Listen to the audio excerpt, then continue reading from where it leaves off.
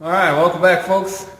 Today we're going to cover charging a battery and some calculations that we can do to determine the amount of charge time based on the battery depletion and the charge rate that we're choosing to use. So let's get into it. We're going to charge up this Ford Taurus shop car battery. Let me start by showing you some of our different charger options and tell you which one we're going to use for this lab. Alright, we got a few different chargers that we've accumulated over the years here in the shop. We've got small ones like this battery tender here, which are really nice for keeping these shop batteries charged up during vacations and long-term sitting. We can see that its charge rate is pretty slow, and this is an automatic tender charger, so it'll charge it up slowly over time. And then once the battery is charged, it senses that and it goes into its storage mode, which is really nice. We have another one here. This is a bigger version of that because it has an automatic charge and storage mode as well. Plus it has like reverse polarity protection, which is nice. And it's got a standard versus an AGM mode, and this will go up to 10 amps, which is really cool too. Then we got fancy ones like this DTAC Plus here from Snap-on that does maintenance charging or trickle charging. It'll do fast charging. It has specialized features for AGM batteries, as well as it can do starting, charging, and battery load testing for us. And then we've got some more classic style battery chargers like this guy right here that can do kind of a low level charge. It's got a timer on it, and we've got like crank assist, and then we can choose 6, 12, or 18 volt modes. So if we have different equipment with bigger batteries, we can do that. And then we've got low, 3 in charge, and there's an ammeter. This charger is what we're going to use for the lab. It's a completely manual charger. It doesn't have any of those safety features or automatic features where it'll go into a trickle charge or a storage mode. These are the ones that it's really important that we set up right, and we know that we have to do some way in figuring out time of charge, whether it's looking at a chart or doing some calculations, because if you leave this one on, a battery, and you leave it on for too long, it can cook that battery and create an unsafe situation. And so we're gonna go through this lab and show you how you can figure out charge time based on battery depletion and calculate how long it needs to charge to get it A, fully charged, and then B, to prevent hopefully unsafe conditions. So that's the one we're going to use here. Alright, so to get started on this lab, we need a battery, we need our lab sheet, and we're going to need a multimeter, or DMM. And so the first thing we're going to do is fill out our vehicle information, which in this case it is the 1998 Ford Taurus.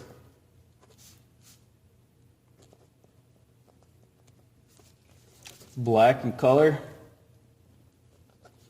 We'll get the VIN. Mileage is 140. License owner. Okay. And so the next thing that we need to do is find a CCA, which will be on our sticker right here. And so our CCA, or cold cranking amps, at 0 degrees Fahrenheit is 640. So I'm going to record that. And then hopefully we have it on our sticker too. We have a reserve capacity in minutes, and so that's 100 minutes. So I'll record that.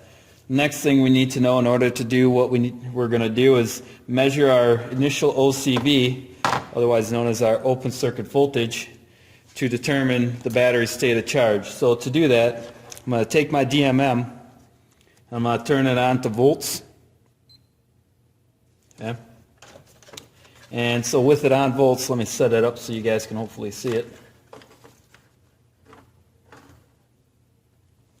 So with it on, I'm going to just check and make sure that my leads read 0 when I touch them together. I'm going to put black on negative and red on positive.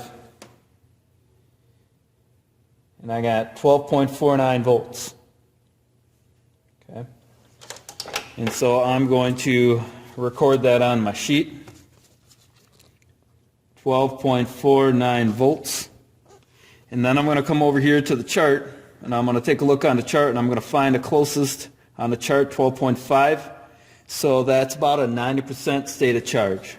So I'll put 90% right there. Okay. So my battery is 90% charged, about 10% discharged. So what we're going to do is we're going to figure out which charge rate we should use and how long should we leave the charger to sit on the battery to get it to a full charge.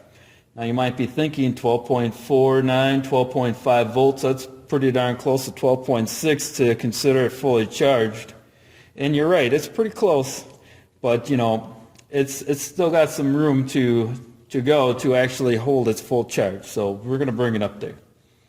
And so to start our calculations, we're going to start with the reserve capacity, which we previously recorded as 100. And we're going to take 60% of that reserve capacity. So we're going to take 100 times 0.6.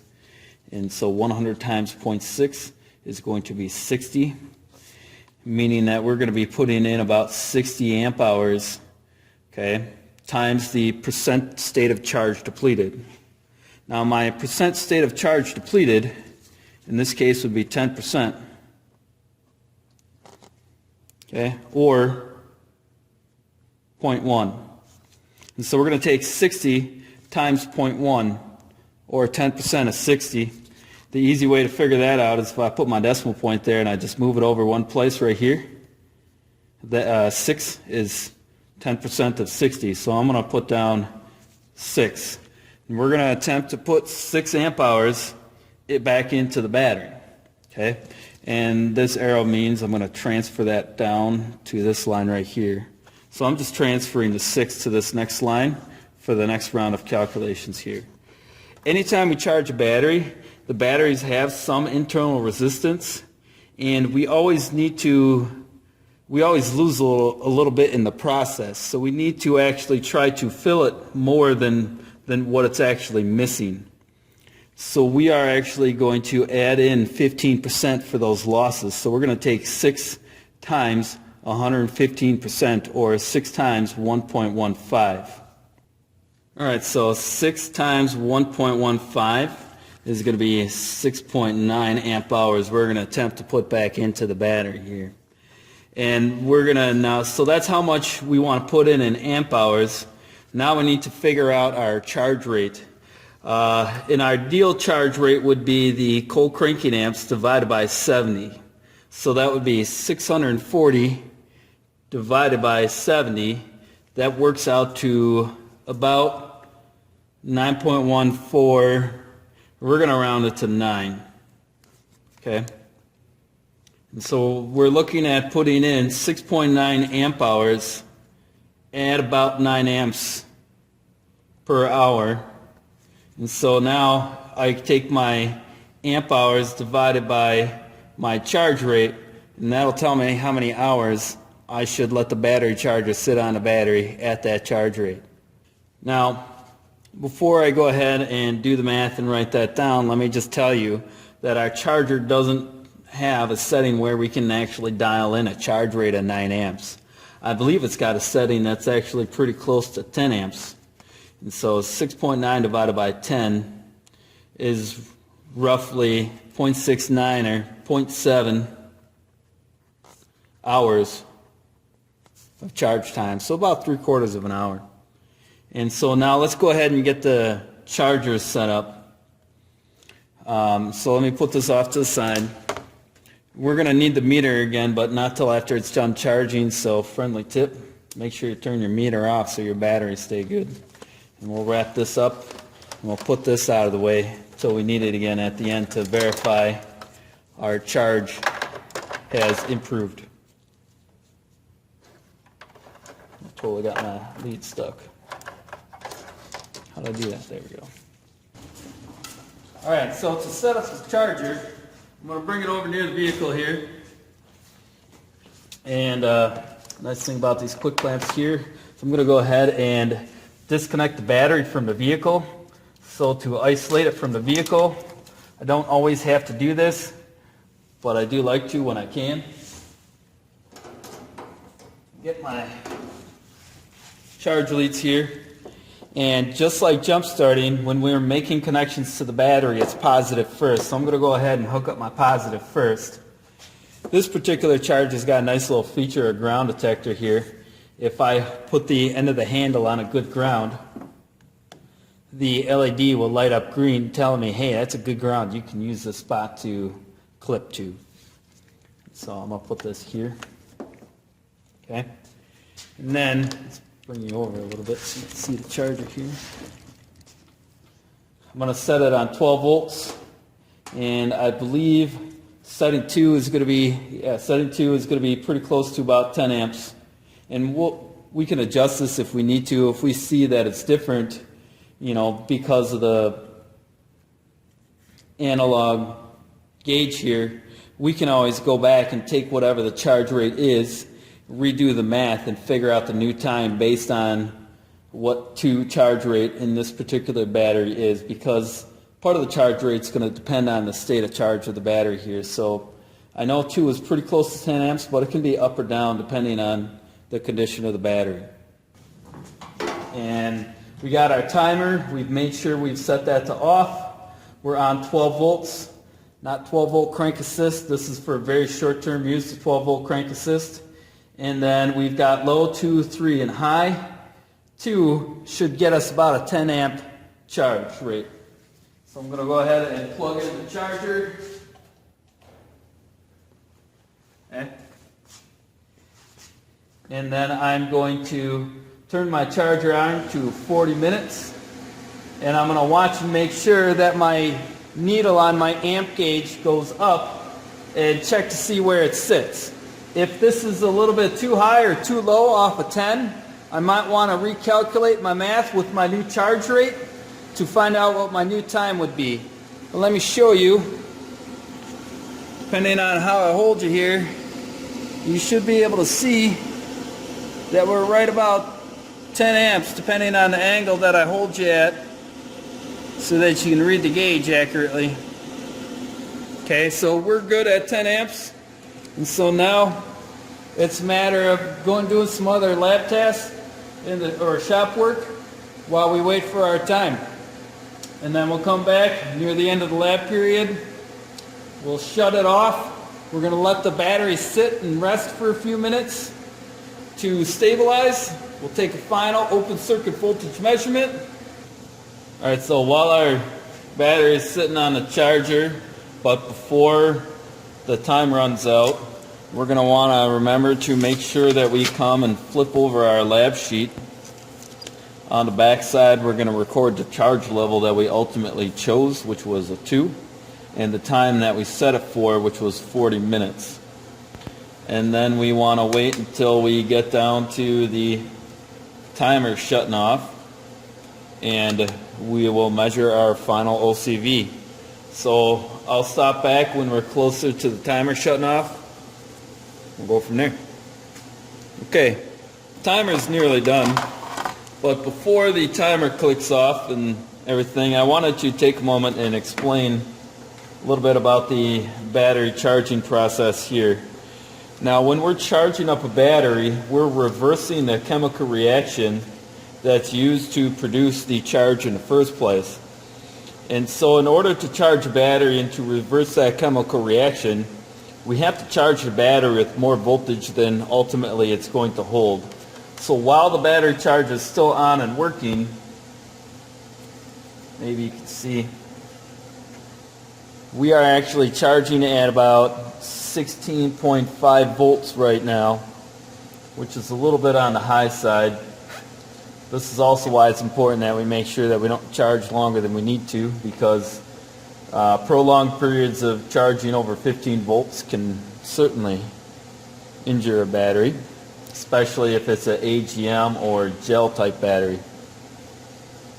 Alright, so this is our charging voltage where we're putting energy back into the battery and reversing that chemical reaction. And once our charger shuts off, which we've only got a moment or two left, so let me set these up to keep a voltage reading.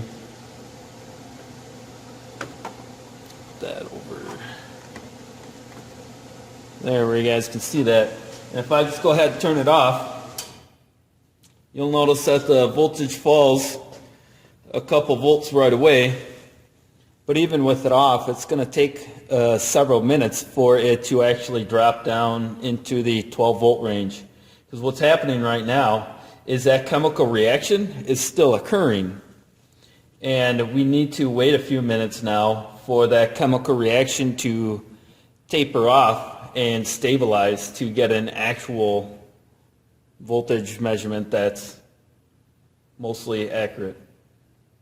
So now we wait. Okay, so it's been several minutes and we're still a little bit high, but you can see it's come down quite a bit since we last started.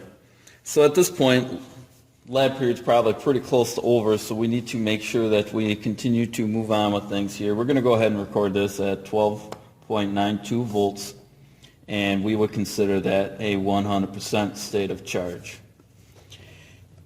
After we do that, it's time to make sure that we switch off our meter and wrap it up, as well as wrap up the battery charger and put that back where it belongs.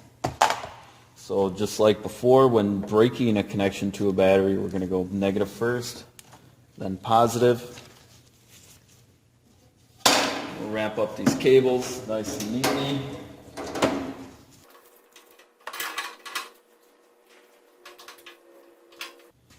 Make sure we come back and hook up our battery, at least the positive side.